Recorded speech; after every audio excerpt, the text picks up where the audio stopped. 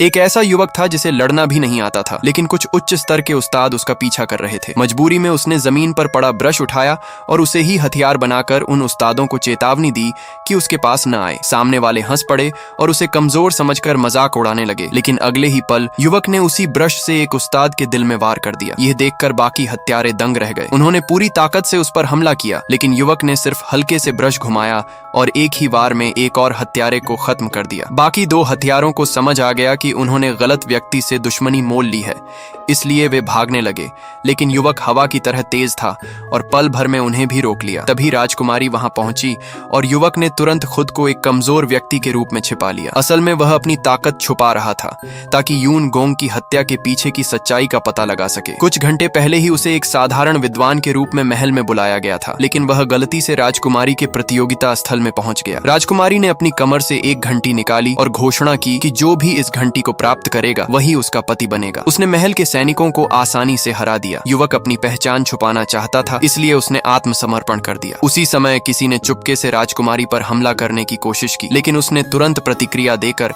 हमलावर को हरा दिया। हालांकि घंटी उड़कर युवक के सिर पर जा गिरी। राजकुमारी ने उससे उसका स्तर पूछा तो उसने खुद को एक साधारण विद्वान बताया। प्रधानमंत्री ने युवक को घंटी सौंपने का आदेश दिया, लेकिन राजकुमारी ने उसे रोक दिया और अंततः युवक को ही राजकुमार घोषित कर दिया गया। प्रधानमंत्री इससे खुश नहीं था, इसलिए उसने गुप्त रूप से उसे मरवाने की योजना बनाई, क्योंकि वह चाहता था कि राजकुमार उसका अपना रिश्तेदार बने। इसी कारण 4 8वें स्तर के उस्तादों को भेजा गया, जिन्हें युवक ने केवल ब्रश से मार गिराया। इसके बाद युवक महल से एक महत्वपूर्ण वस्तु लेकर 3 दिन बाद बनने वाली लाइब्रेरी की ओर देखने लगा, क्योंकि उसे पता था कि सच्चाई जानने के लिए उसके पास ज्यादा समय नहीं है। सच सामने आने से पहले हर कोई संदिग्ध था, इसलिए उसे अपनी पहचान छुपाकर ही रहना था। राजकुमारी के निजी सुरक्षा कर्मियों ने देखा कि हथियारों को बिना कोई निशान छोड़े खत्म किया गया था, और ऐसा काम कम से कम 9वें स्तर के उस्ताद ही कर सकते थे। उन्हें शक हुआ कि यह युवक साधारण नहीं है और उसे परखना जरूरी है। दूसरी ओर राजकुमारी को सच्चाई का पता नहीं था और वह उसे कमजोर समझती रही।